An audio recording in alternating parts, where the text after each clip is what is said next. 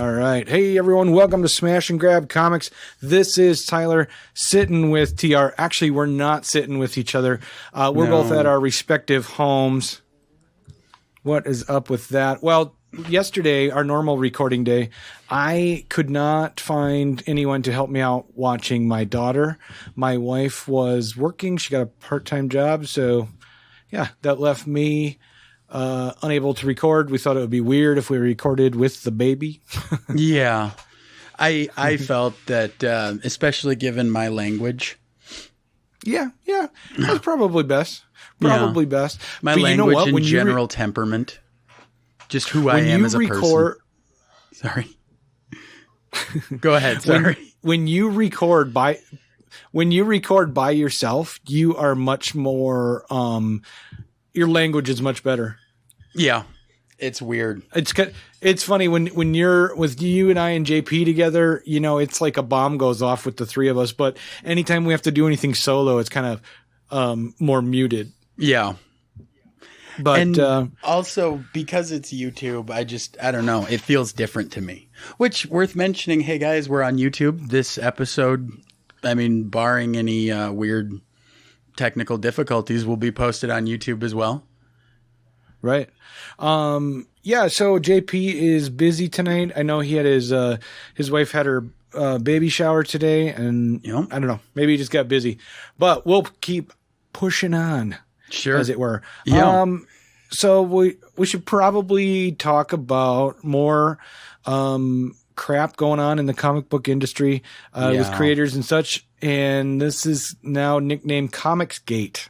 Yes. Now, it is, correct me if I'm wrong, it's a pushback against the forced inclusion of minorities. Do you kind of... That's how they would describe it, definitely. Okay. Sure. But really, I mean, the outside appearance, because so many people who are proud members of what they call Comicsgate, they make a point of being as aggressive and using certain terms. Really, my view, I'm only speaking for me, not speaking for Smash and Grab. They're nothing but bigots and cowards, and every last one of them needs to sit down and rethink their life. Because if what you're pissed about is the color of a comic book character, and you find yourself unable to simply not read that comic, you need help. You need a lot of help. If you're part of that, I don't like you. So they're saying that they're being pressured to feel that they have to include blacks, gays, women. I mean, is that what the issue is? Yeah, they're saying, well, these social justice warriors that are making it so all the characters aren't white dudes or chicks that are going to die after they have sex with the white dudes. What's up with that? Yeah. We're being oppressed. It's essentially, that's my view. Yeah, it's stupid. And there's some pretty big name creators associated with the Comicsgate movement, correct? Yep. Yes. Should we name a couple? Well, the guy that started it was, I think anyway, Ethan Van Sciver, whatever. Ethan Van something. He worked for DC. Shriver, I think it was. Ethan Van Shriver, but... He worked for DC for like 14, something like that years, 14, 15 years. Okay. And he calls it a revolt that's consumer-led. The problem is it's not. He started it, and the people who are part of it are just in general bigoted creators. Like, I don't see very many actual comic fans who are supporters of this. Right. It seems really weird to do it, but... well, and it's the big thing right now... Go ahead. I'm sorry. I was just going to say why... It's Trump's... disease and vileness has infiltrated to everybody thinks it's okay to be racist. Yeah. It doesn't, And the thing is, the people will hit you with the, oh, well, if you don't let them be racist, you're intolerant. And you know what? Right. That's bullshit. That's bullshit.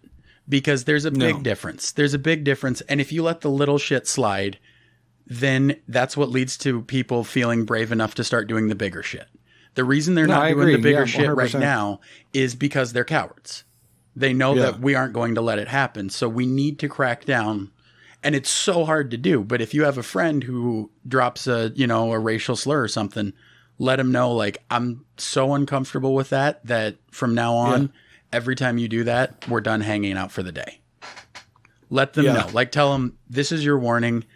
I know it's going to be hard for you to break this habit, but this means a lot to me. It's really hard to do. It's a super awkward conversation, but it will make the world a better place. And it'll also teach you who your real friends are. Because if they're not willing to give up their hate to keep you as a friend, fuck them. Hopefully. Fuck 'em. It's going to be a big loss. Yeah. It's going to feel like a huge loss. And the big thing that happened is recently Dynamite. They started a campaign, crowdfunding campaign, to get one of the Comicsgate artists, which honestly, I'm kind of feeling like they get enough coverage. Fuck their names. You can look them up. I don't want to say their names. It feels gross in my mouth. But they did a crowdfunding campaign for an alt cover, and the person they got, it was all about Comicsgate, this cover. And some of the big creators that I do absolutely love and adore who are not part of this have come out and said how hurt they were. The big one for me, if you're on Twitter, Gail Simone did a whole thread about what happened with Dynamite and how she reacted to it. And it hurts to read it because she was friends with the head of Dynamite, like good friends. Yep. And apparently he's called her several times and she can't bring herself to answer. Because stuff has come out about Dynamite Publishing that seems to indicate that they are big supporters of Comicsgate. And the other thing is with Comicsgate, they have a history of making a lot of online threats. Yeah. So basically they don't like women being in comics. They call it forced inclusion. But really what it is us finally getting around to going, oh yeah, there are other than straight white dudes, there are other people that exist. Maybe we should represent them. And yeah, exactly. I mean, to me, the whole thing is infuriating. I just can't believe that it's gotten to this point where we actually have to address it, because this whole thing's been a joke. I will say this. So the Cyberfrog guy, he's one of the big heads of Comicsgate. And when Gail Simone was doing her big charity auction via Twitter for the Black Lives Matter, for all those things that we participated in, both via purchase and donation, someone donated a Cyberfrog original work. Oh, really? Yeah. And of course, 100% of that money went to Black Lives Matter charities. Oh, and fun. That's awesome. Then I found out that someone who is I'd call them a flipper, kind of. They get some comics for really cheap and then they sell them online. You know, someone doesn't really know what they have, or they just want to get rid of it, so they underprice it.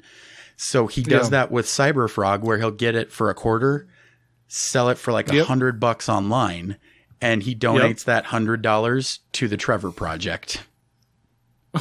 That's awesome. Which is beautiful. Ethan Van Sciver, Sciver. Okay, this is a Cyberfrog comic guy, right? Yep.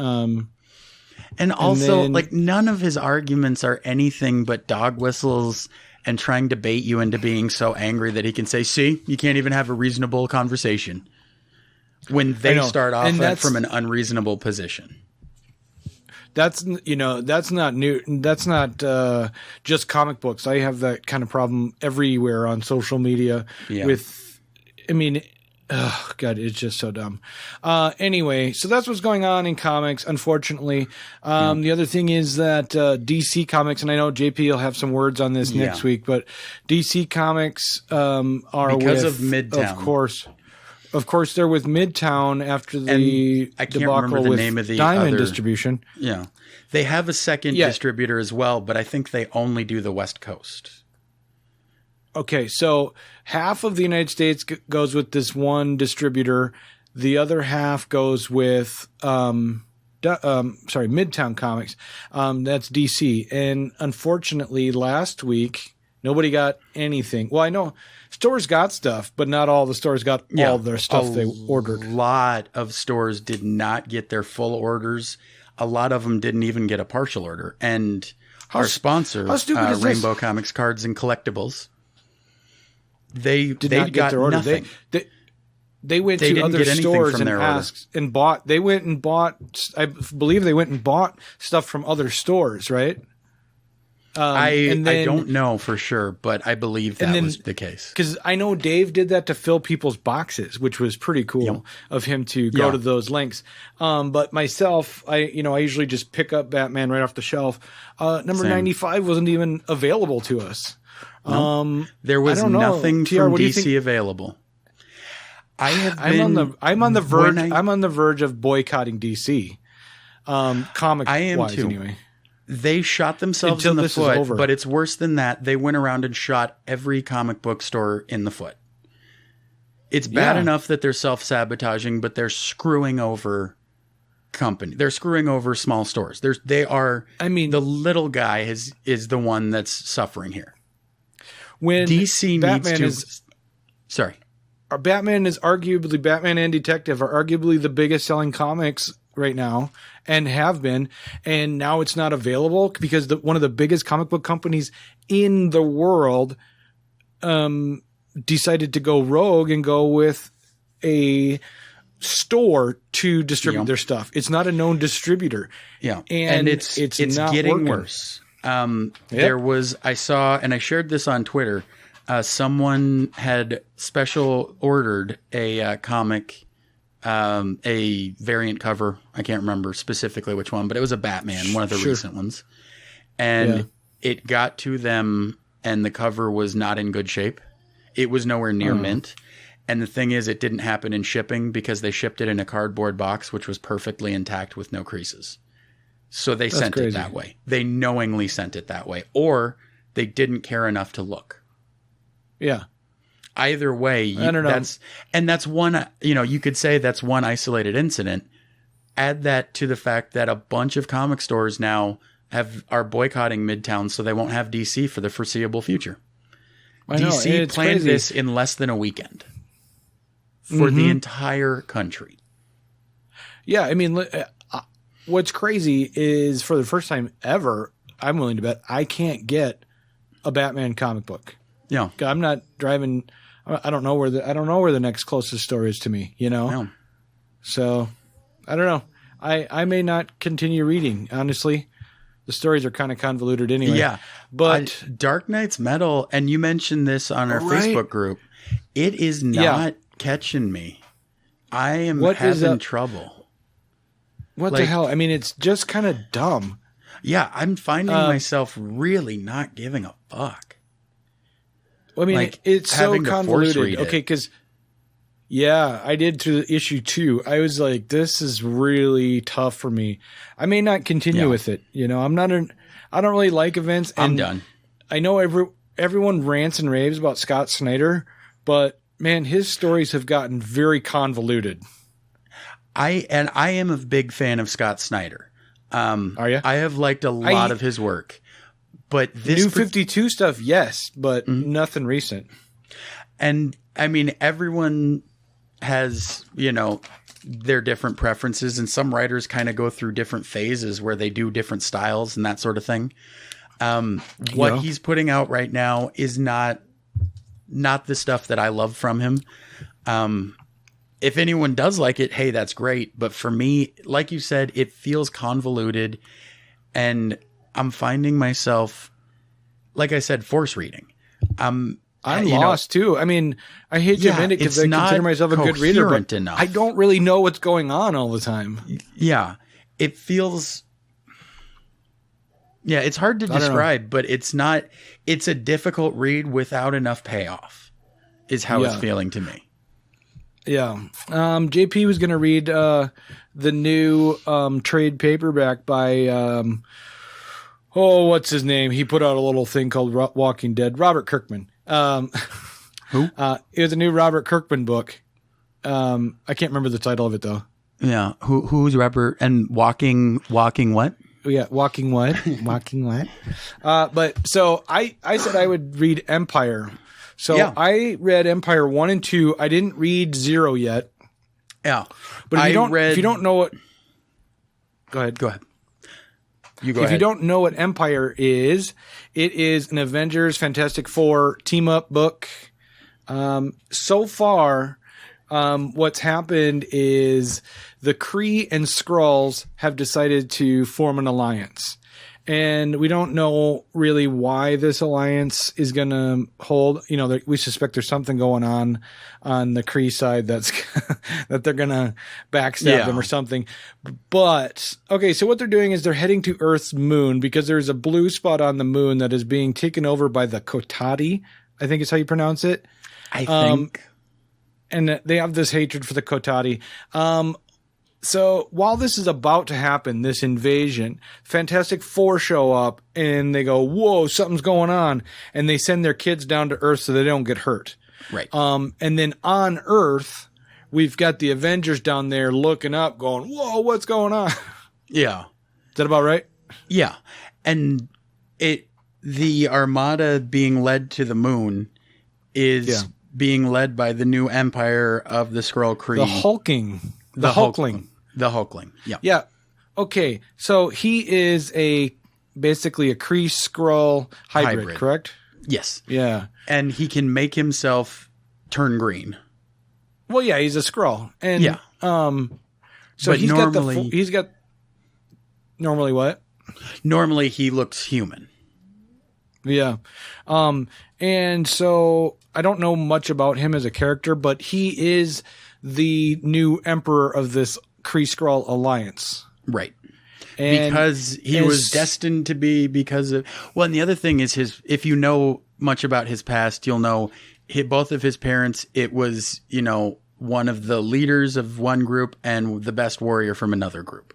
So. Oh, yeah. I did read that. Yeah. So it's one thing I guess worth mentioning because, whatever. One of the big things that people were pissed off about is that Hulkling is going to be a big part of this because Hulkling is gay. That's another Comicsgate thing that people were pissed about. Oh, because he's gay? Yeah, Hulkling is gay. I didn't know that. See, in this story, it's not overt.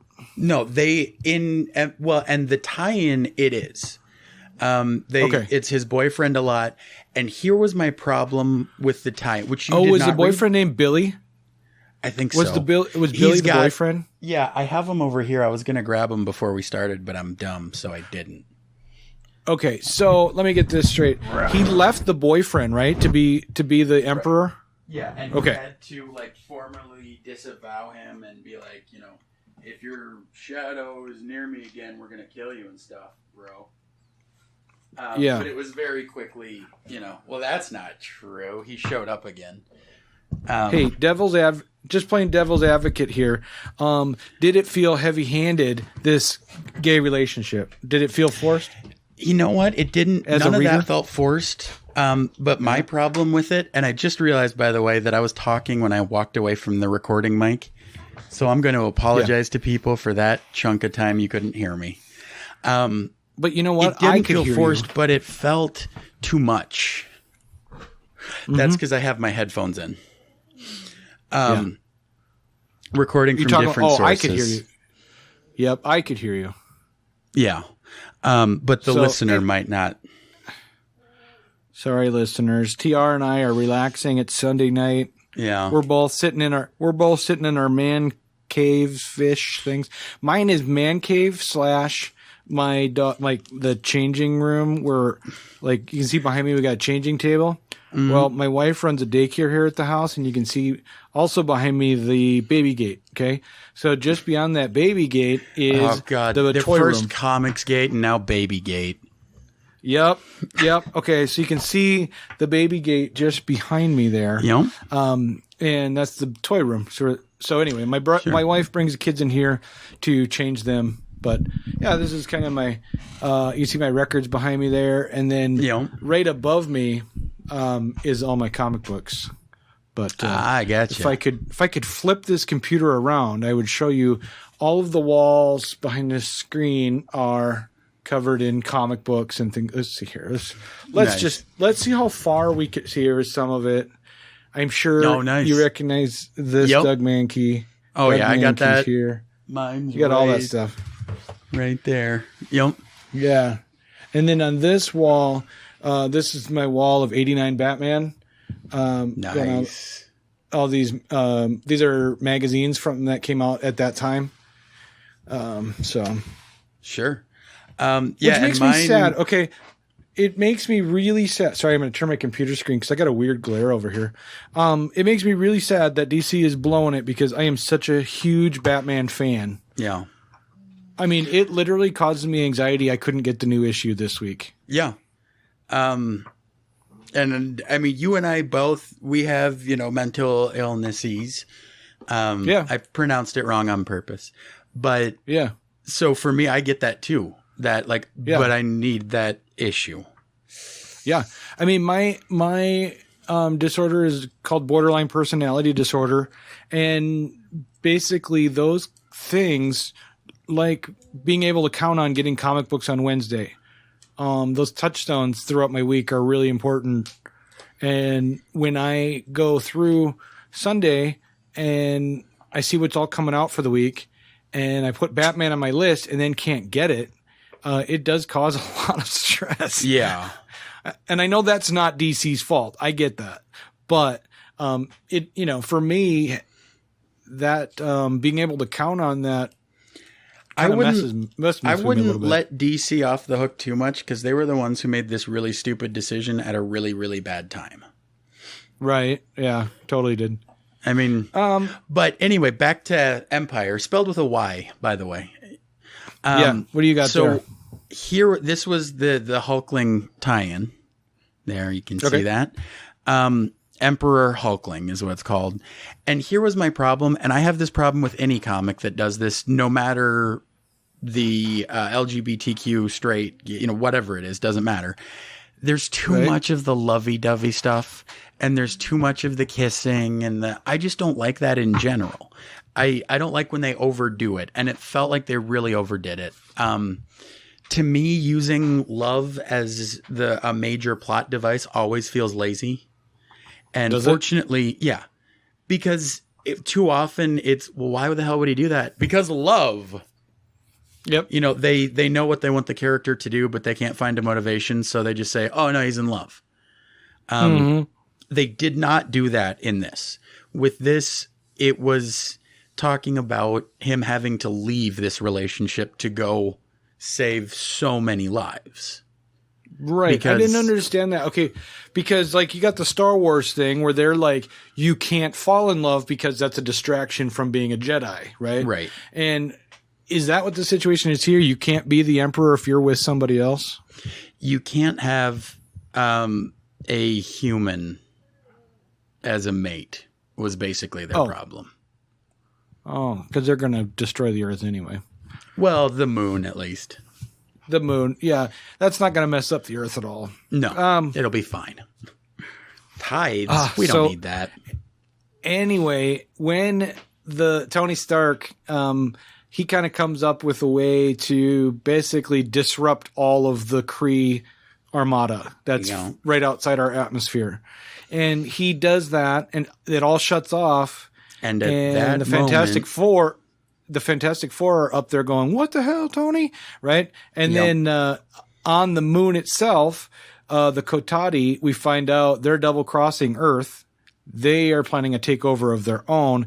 And since Earth just caused this shutdown of the Kree Skrull Armada, they're basically, they got a big leg up. What do they call it? Like a death spore or death something? Yeah, whatever it was to really take over the moon.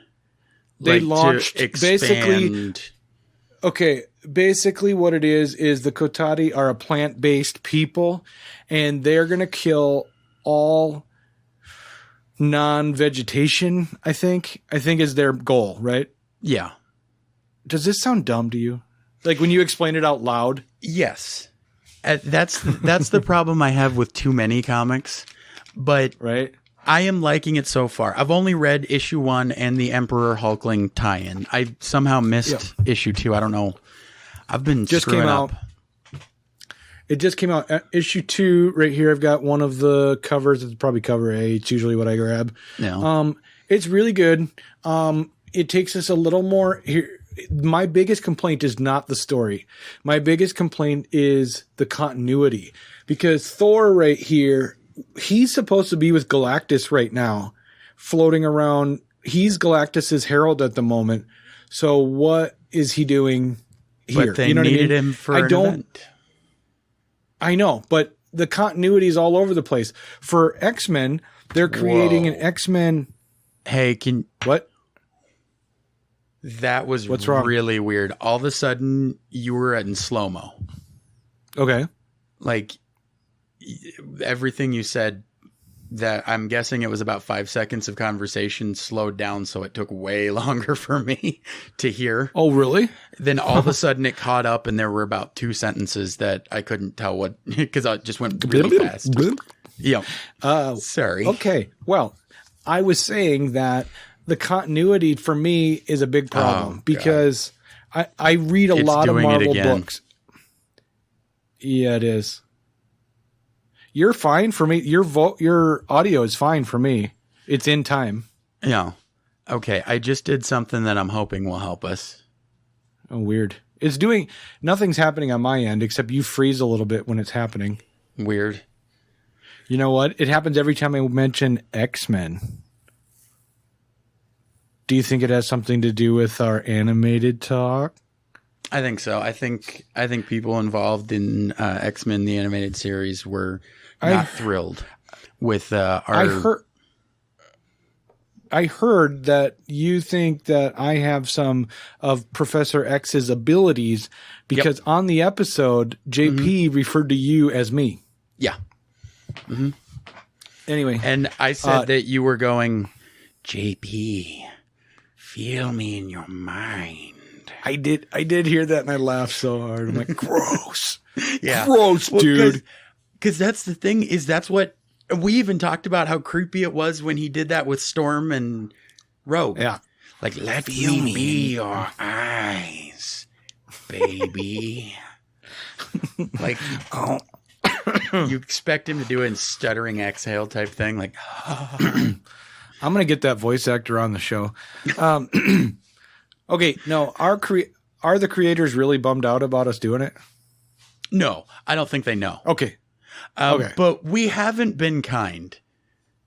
But to be fair, we're in the very early first season. So this is going to take us years to get through it. Yeah, it is. Because we're not doing it every episode. That's not going to be a thing. Like, that's a different podcast. We'd get so burnt out. Oh, yeah. I like watching it every once in a while and then talking about it and then moving on to something else and coming back to it. Before we keep going with Empyre, what do you got on your shirt there for our new viewers? This? Why, yeah. This would be a Smash and Grab Comics t-shirt. Limited edition. I have one. Limited edition. I got one right here. And I also have one. I bought a small one right so I here, can hang baby. it right there. Who is that one for? That one's just for hanging on the wall. Are you really? Is that what you're going to do with it? Yeah. That's cool. I bought one to wear and one to put on the wall. That's awesome. Yeah. Being our first basically t-shirt out there. It's a lot of fun. Real merch. Yeah. I mean, I'm going to see what I can't do about getting them printed to have some in stock. These ones were for our fundraiser we just had, which just ended. I think in about 6 months we'll do something else. TR, what do you think? Another merch we'll figure something out. Yeah. Yeah. And by the way, huge thank you to everyone who ordered, and we even got a donation on top of an order. Mm-hmm. So I want to show this off here. TR, I got this in the mail yesterday, and I haven't showed you yet, buddy. But here it is, the first check to Smash and Grab Comics. Oh, we are official. Yeah. Okay, so that's awesome. We got to get that, decide what we're going to do with that. But, yeah, I'm excited. Yeah, thank you very much, guys. We're going to put it right back into the show. Yeah, well, yeah, that's what it was for. It was for equipment. Whether it's recouping, I know you bought a microphone and a recorder, or whether it's putting it into advertising for the future stuff. I don't know. Yeah, we'll figure it out. But anyway, Empyre issue 2 picks up right where issue 1 left off. What I like about these, and I'm sure you did too, is being able to tell exactly who's in the issue. Yeah, I do like that. I am a fan I like of having that. This next page is also critical for me because I don't keep up with the Avengers or Fantastic Four. So I didn't read the prelude stuff. Right. I know there was one. Maybe it was like, I don't know what it was. Can't think of the title. I can't remember either. Anyway, it's a 2-page spread, right? Of basically a recap for it. Yeah. So this picks up right away with that Kotati guy basically given a monologue from the moon, his moon base, the blue area of the moon, they call it, which is shortly going to be all green. And he's basically explaining his plan, why he's double crossing everyone. But now this is interesting because one of the Avengers, it's the swordsman. Who is he?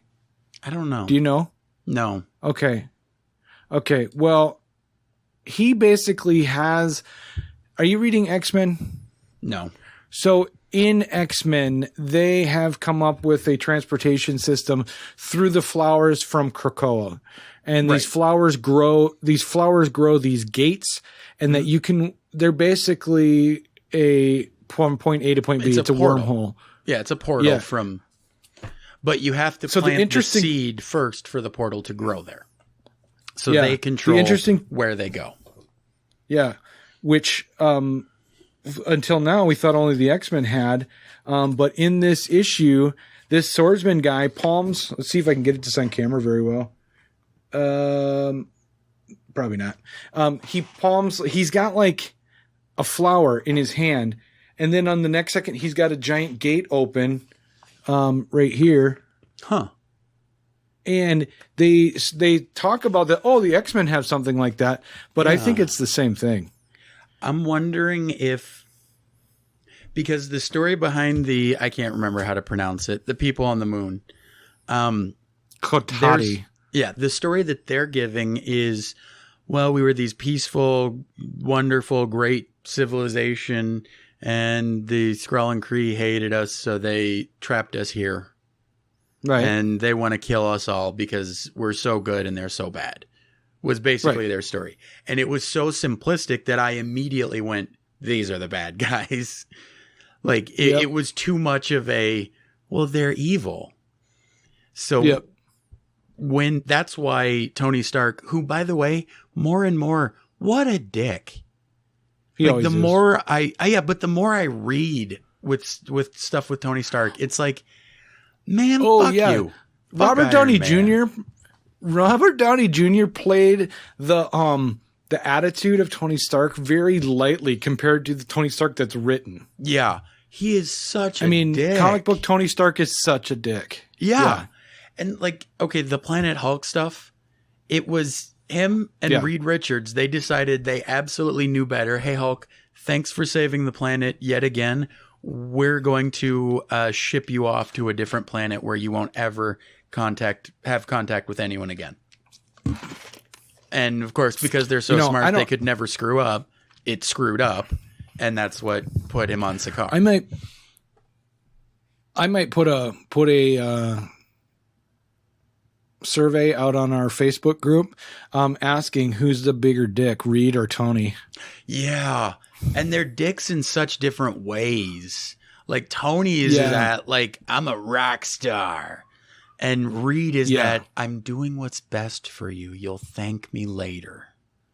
It's like, and Reed does not care whether you're mad about it or anything. Yeah. But the reason, so the X-Men connection now, to me, that portal is definitely a Krakoan flower, but we may find out differently down the line. Well, and I'm wondering if what we're going to find out is that the X-Men portals, the way they're getting all that stuff, is it possible that the entire island is descended from this civilization that got trapped on the moon? Is it possible that like it came down and mutated and, you know, whatever? Would that be possible? That's what my mind thinks when I first saw that. It could be. And then this is the other thing. The Kree dude, the Kree Skrull guy, Hulkling. Yeah. He, all of a sudden, he has a sword that is very much like Thor's hammer, where this sword really responds to his command a lot. Yeah. And it's got this great power. And spoiler alert, if you don't want to be spoiled, jump ahead about 30 seconds. But he uses this sword. The plan is to stab Captain Marvel in the gut. And then she absorbs all the sword's energy and then disperses it. Right. Is how she defeats the Kotati. Right. In this issue on the moon. Okay. But then all of a sudden she's alive again. It doesn't really explain how she comes alive. So I'm interested to hear your thoughts after you read issue 2. Are you going to read it? Yeah, oh, yeah, definitely. I've been liking this too much. They had plenty of copies left, so nice. Yeah, I don't know how I missed it. I'm pretty disappointed in myself. But that sword, it's called the Star Sword or Excelsior. Yep. In case you were wondering. So, but they just don't really explain how Carol comes back to life. But yeah. Anyway, issue 0, though, you can get Avengers Empyre 0, explains how the Avengers led up to these events. And then you can get Fantastic Four Empyre 0 to see where the Fantastic Four were during these events. Neither group, I'm not a big team book fan. Me neither. And so you're not either. So I'm not really up on either group individually, but this so far is shaping up to be pretty good. I own the X-Men tie-in so it's X-Men Empyre #1 just came out, but they also have X-Men #10, which is also an Empyre tie-in. Okay, so they're just trying to get money off us, man. Yep. So basically, X-Men in the regular series is a tie-in to this. Yeah, great. Leave it there. They didn't have to do another one. Yep, but then there's also an X-Men Empyre #1. Yeah. So, I don't know. I think the X-Men are going to be pretty heavy into this, which is cool with me. Yeah. I don't care. I'd be fine with that. I think the Krakoan stuff looks pretty cool. I'm saying it's Krakoan, and I like your idea that the Krakoan stuff could have come from these people of the moon, because they've been there for a while. Yeah. They've been there for, the way they described it, it felt like, longer than humanity's been around type of thing. Right. Yeah. Well, I'm excited to see what happens next, because as of now, they defeated the plant people, or at least held them off because of Captain Marvel's sacrifice, where she let the Hulkling stab her and then redistribute the energy of the sword. Basically killed it all off at once, kind of thing. Yeah. So, yeah. Anywho, I'm looking forward to. I don't know how many of the tie-ins I'm going to get. Because too many. First off, there are too many events. It feels like we're jumping from one event to building to the next instantly. Like before an event's over, they're already building to the next one. And too many events to me feel like they fizzle. Like, I will say this, Absolute Carnage, I loved it. I mean, they never should have added that extra thing, but it built and built and built until it fizzled to an end. Which is how a lot of Carnage feels to me. I'm hoping Empyre doesn't do that. Absolute Carnage, but it's funny because Maximum Carnage in the 90s did the same thing. Yes, it absolutely did. It went through many, like 14 books. Yeah, and then it wrapped up in the last half of one book, basically. Yeah, and Absolute Carnage was the same way. Here's the thing. You miss out on so much if you don't read the event books, because it all filters down into the titles.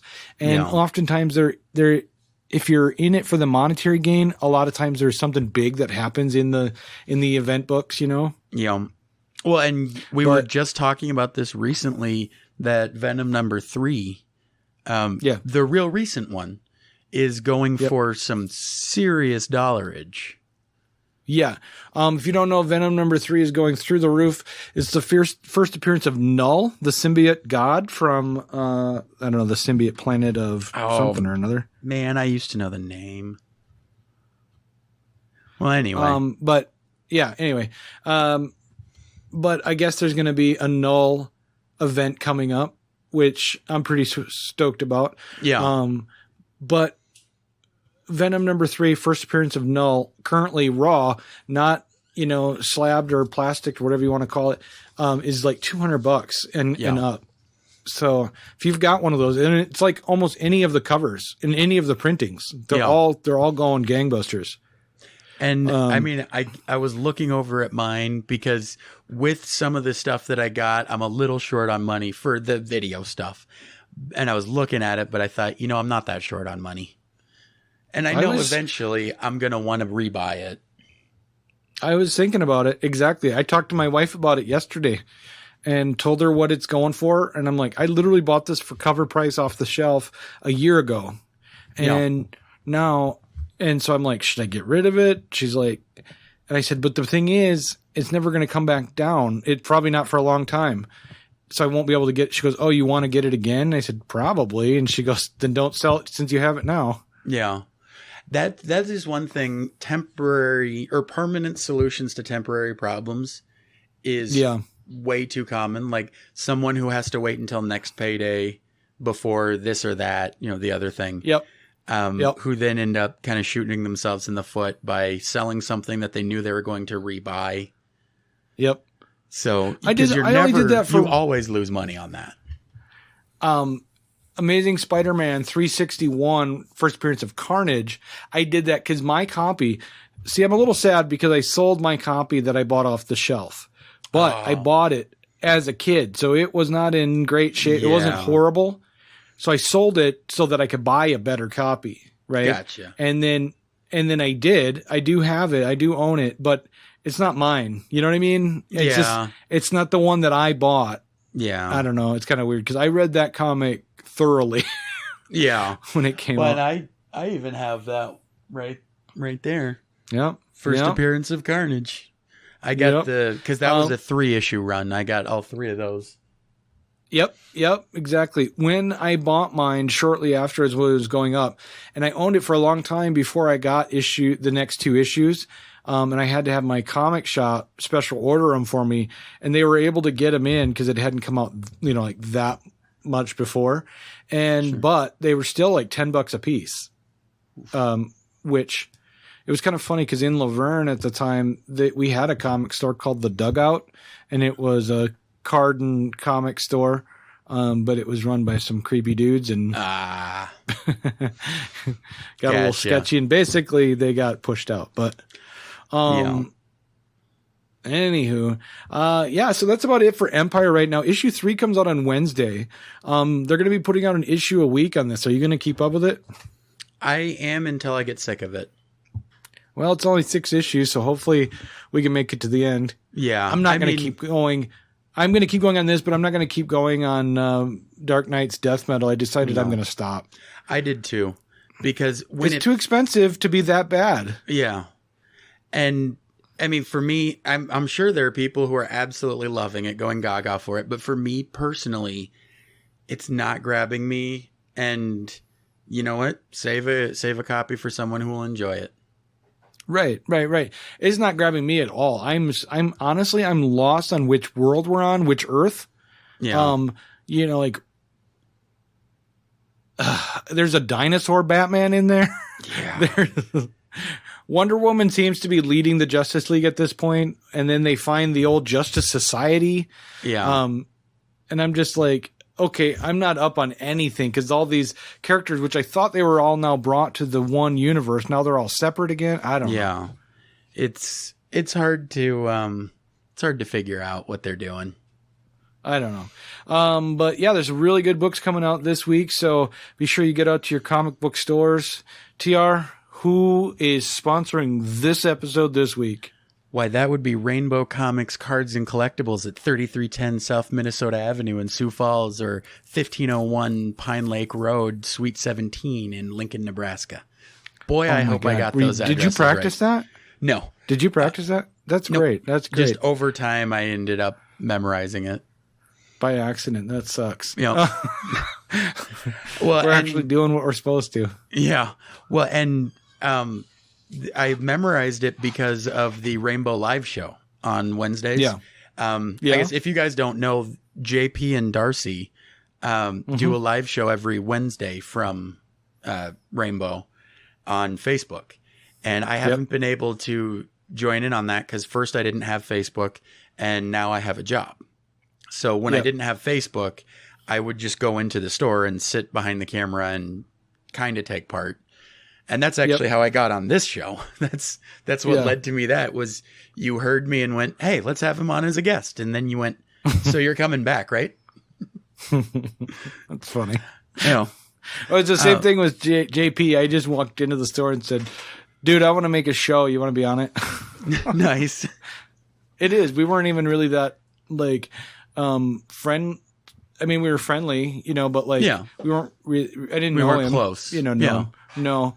And I don't know. I don't know. That's usually how I make friends. You know what I mean? I'm just like, because in my head, everything's so compartmentalized. I'm like, okay, I better go make a friend. Hi, I'm Tyler. Yeah.